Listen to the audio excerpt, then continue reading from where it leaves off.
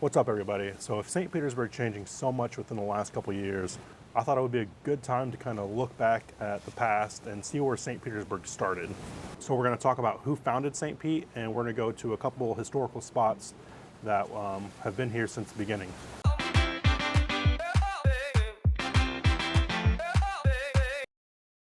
So before we talk about St. Pete, you have to be introduced to two people first. The first person being Peter Demens, who we'll talk about more in a minute, and John C. Williams. John C. Williams was a landowner that moved down from Detroit.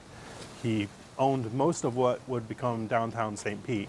So Peter Demens was a Russian aristocrat that immigrated to Florida to flee some possible legal issues that he had back home. His real name was this, which I'm not going to try and say, because if I can butcher Don Amici's name and Wilford Brimley, just imagine what I'm going to do to this. So when Peter Demens came to Florida, he ended up buying a sawmill in Longwood where he got a contract to build all the ties for the Orange Belt Railway. So the railway would eventually run out of money and not be able to pay Peter Demens. So they ended up giving him the railway as payment. So Peter found investors and was going to finish the railway and have it end in Distin City, which is Gulfport now. So Hamilton Distin, who was the mayor or landowner of Distin City at the time, offered Peter 60,000 acres to bring the Orange Belt Railway to Distin City. But Peter did not want the railway to go to Distin City. He wanted it to be more accessible to the Gulf of Mexico. He originally wanted it to go to what is now Fort DeSoto, but due to bridges and construction, it wasn't feasible for him. So he started to look for other areas to put it. So John C. Williams heard about this and decided to set up a meeting with Peter Demens. So John C. Williams offered Peter Demens 250 acres of prime property, a wharf, and to help him build a hotel. So they started building the railway in 1887, and in 1888, they finished building the hotel, which would become the Detroit Hotel. So there's a bit of folklore on how the city of St. Petersburg and the Detroit Hotel got its name. So the story goes that John C. Williams and Peter Demens did a coin toss on who would name the city, and whoever lost would get to name the hotel. Peter Demens won the coin toss, and he got to name the hotel after his hometown in Russia, St. Petersburg, and John C. Williams got to name the hotel after his hometown, Detroit, Michigan. But that's not really what happened. So what really happened was one of the people that worked on the railroad with Peter Demens remember him saying that he wants to name a city after his hometown of St. Petersburg. So of course they went down to the post office and just registered the name, hence how we became St. Petersburg, Florida. So there really wasn't a coin toss. So now we are going to go head over to the Detroit Hotel, which is actually still standing, and we're going to go over some of the history of that. So let's go.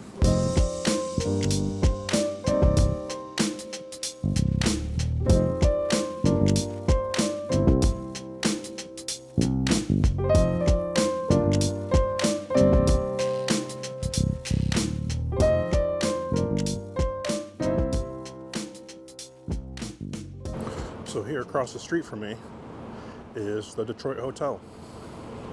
Now this part right here, the tan part, was the original building that was built in 1888. That part was built for about 10 grand with John C. Williams and Peter Demens splitting the cost down the middle. And this part over here on the west end, the brick part right here, was built in 1910 along with a Russian minaret, which would have been right here. So I'm going to try and match up this shot of the original 1888 building right here.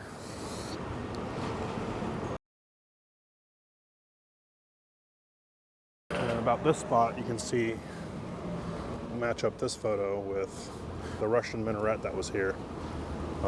It's kind of being blocked by where this palm tree would be.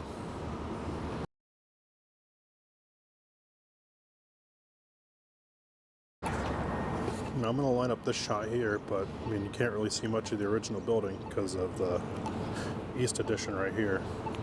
But it's cool because you can see one of the electric train cars going down Central. So if you look here, this picture was taken sometime between 1900 and 1913.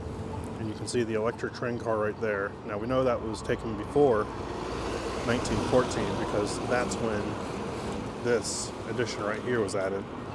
And you can see that picture right here.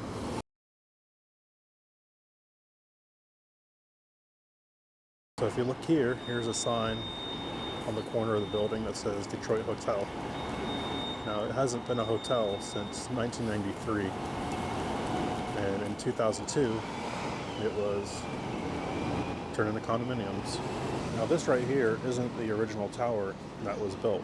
When they put in this addition right here, the brick addition, they ended up actually knocking that down. And in 2002, they rebuilt it when they turned it into condos. Another cool fact about this building is it is actually one of the first buildings in Florida to get an electric elevator. Now, the elevator is actually still in there. It's not working anymore, but still pretty cool. So when they built this hotel, they didn't want their guests to have to go far to get to it. So they ended up putting a railway station where this building stands now. And we're gonna go on the other side of it now and line up a shot. So we are now 1 block south of Central, where the Detroit is, on First Ave South and University Way, or 2nd Street. And this would be where the train station was. And I have a picture I'm gonna try to line up right over here. Now, I know it's kind of hard to picture since so much has changed since 1888, but right behind this building here would be where the Detroit Hotel is, and over here would be the train station.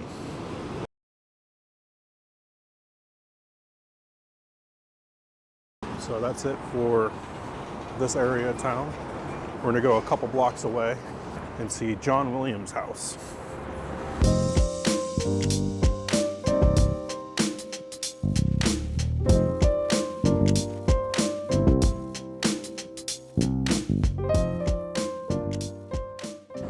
Now this here is John C. Williams' house. It was built in 1891 and moved here in 1995. This wasn't the actual original place that it was. So here is a plaque kind of describing the house. It says Historic Williams House. John C. Williams, co-founder of St. Petersburg, and his wife Sarah built this Queen Anne-style mansion in 1890 to 1891. In 1906, the house anchored the Manhattan Hotel, located at 444 Fifth Avenue South, and it moved to USF St. Petersburg in 1995. The Williams House was restored with support from USF St. Pete and the Florida Bureau of Historic Preservation. And if you look around, you can kind of see that it is not in the best shape. It's not horrible, but there's some panels coming off the side, and some of the decking is starting to come up. And if you look up here, there's a building permit because in 2022, it actually got a grant to restore most of the building.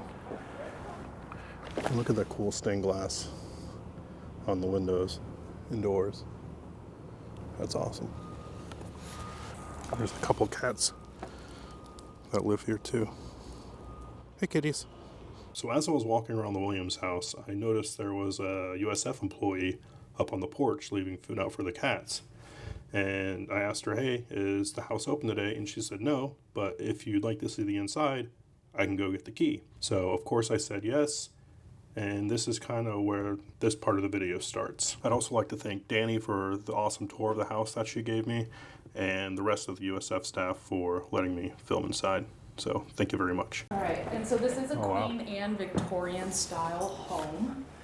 Queen Anne was known for like breaking the mold on like non-symmetry. So a perfect example of that is that fireplace being off center. That is intentional in the Queen Anne style.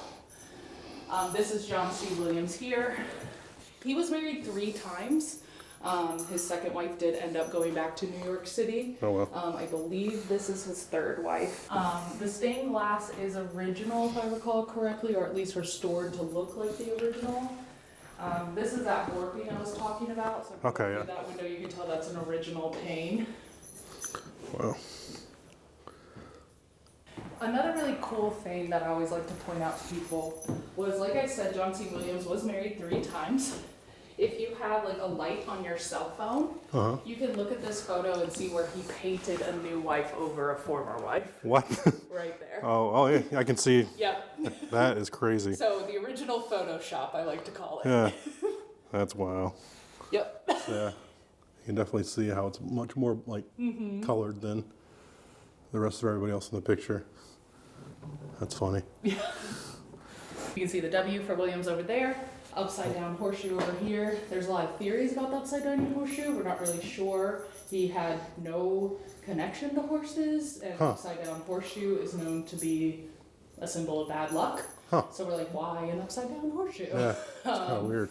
So not really sure about that. This was their dining room. It's beautiful. Wow, that's awesome. And again, a lot of these fireplaces were restored, but a lot of the iron casings and stuff like that are original. That's so cool. Yeah, it really is cool. Oh, I forgot to show you actually another cool thing for your video would be the servant chair. So for service to the dining room, that's where the servants would sit. Jeez. I'm not really sure. Maybe one of these rooms must have been a kitchen or something then. One of these, maybe. Yeah. Huh. Yeah, so that little bench is really cool. Yeah. That it was built in, and just all the like woodwork, it's just amazing. Yeah. As we're going up, not this page, but the next one, you'll see some scrapbooking of the move and the restoration watcher head. People were shorter. Yeah. But you can see a little bit of the move. Here's it up on the tractor.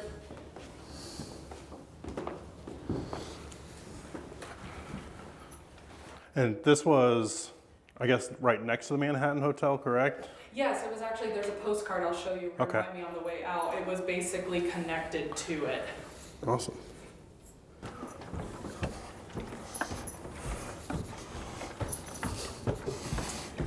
Yeah, so this, not sure what this room was, but this is how you get to that widow's peak. That's awesome. Yeah, it's so cool. And like this was someone's office, as you could tell. Like, Yeah, a cool office. Yeah, like how do you get this gig? Right. But could you imagine like being in trouble with a professor and having to come up here? Like, yeah, that would be like, I'm coming to my demise up here. Right. I'm meeting the professor of ghosts. Right. Man. And that would be the the widow's stairs peak / ladder to the widow peak. Wow. Oh, and while you're there, if you look on the fireplace, that's where that postcard for the Manhattan Hotel is. I was telling you about. That's awesome.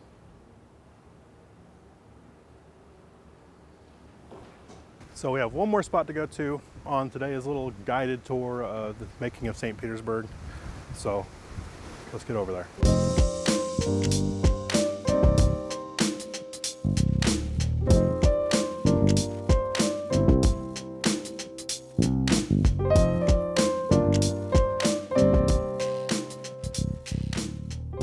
So our last stop of the day is here at Demens Landing, which was the location of Peter Demens' railway pier, which happened to be the first pier here in St. Petersburg.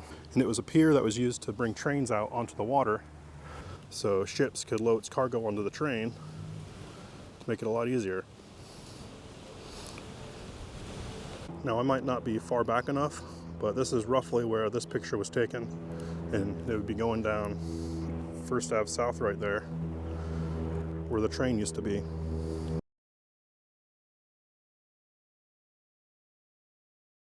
So that's all I have for today's video. If you liked it, please hit the thumbs up button. And if you're not subscribed, subscribe. I do plan on doing more videos like this in the near future. Other than that, hope you take care of yourself. Have a great day. Peace.